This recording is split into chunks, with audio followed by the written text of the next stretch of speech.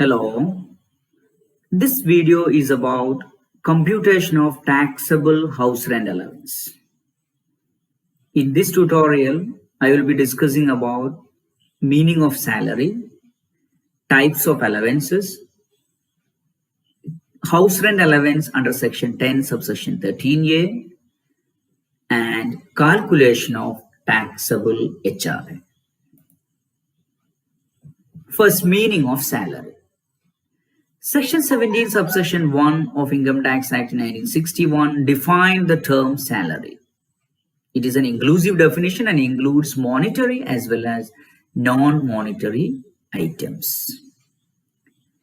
Salary under section 17 subsection 1 includes the following: wages, any annuity or pension, any gratuity, any fee, commission, perquisites or profit in lieu or in addition to any salary or wages, any advance of salary, any payment received in respect of any period of leave not availed by him, that is leave salary or leave encashment. Provident fund, the portion of the annual accretion in any previous year to the balance at the credit of an employee participating in a recognized provident fund to the extent it is taxable, and transferred balance in recognized provident fund to the extent it is taxable. And the contribution made by the central government or any other employer in the previous year to the account of an employee under a pension scheme referred to in section 80 CCD. Now, types of allowances. Different types of allowances are given to employees by their employers. Generally, allowances are given to employees to meet some particular requirements like house rent, expenses on uniform, conveyance, etc. Under the Income Tax Act 1961, allowances is taxable on due or receipt basis, whichever is earlier. Various types of allowances normally in vogue are discussed below. Allowances are divided into three: fully taxable allowance, partly taxable allowance, and fully exempt allowance. The list of fully taxable allowance include entertainment allowance, dearness allowance, overtime allowance, fixed medical allowance, city compensatory allowance, that is to meet increased cost of living in cities, interim allowance, servant allowance, project allowance, tiffin, lunch or dinner allowance, any other cash allowance, warden allowance, and non-practicing allowance. Partly taxable allowance include house rent allowance under section 10 subsection 13A, special allowance under section 10 subsection 14. Fully exempt allowances include allowances to High Court judges, allowances paid by the United Nations Organization, compensatory allowance received by a judge, sumptuary allowance granted to High Court or Supreme Court judges, and allowance granted to government employees outside India. Now we discuss about house rent allowance under section 10 subsection 13A.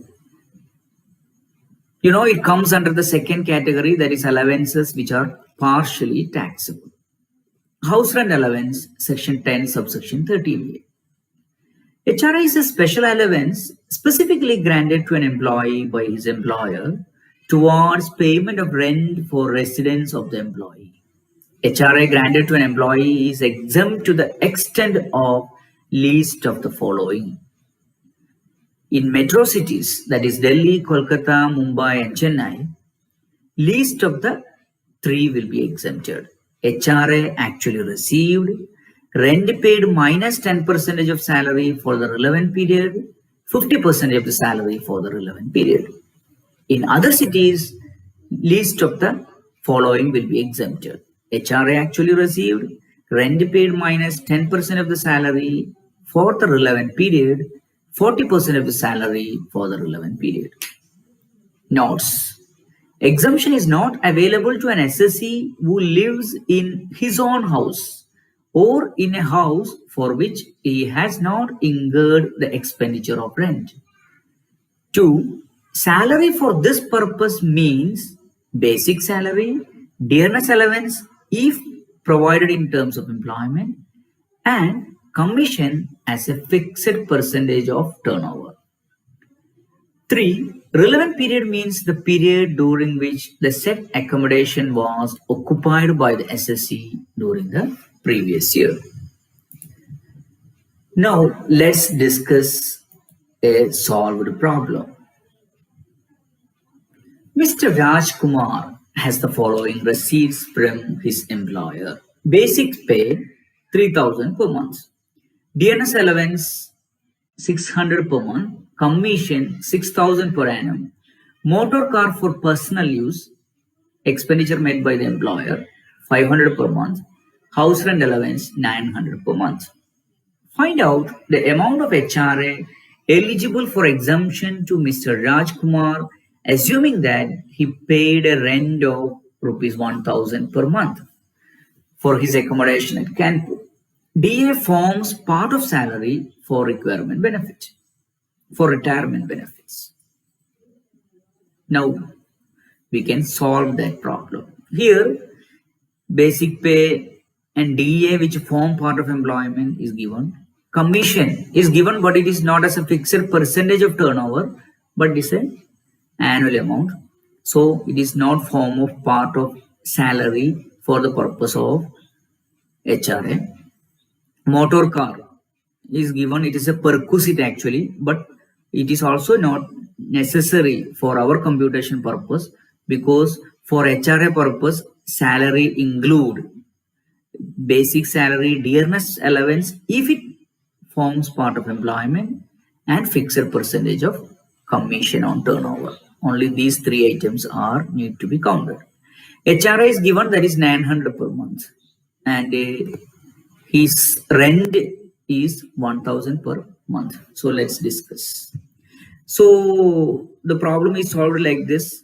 We have been asked to compute the exempted amount of HRA.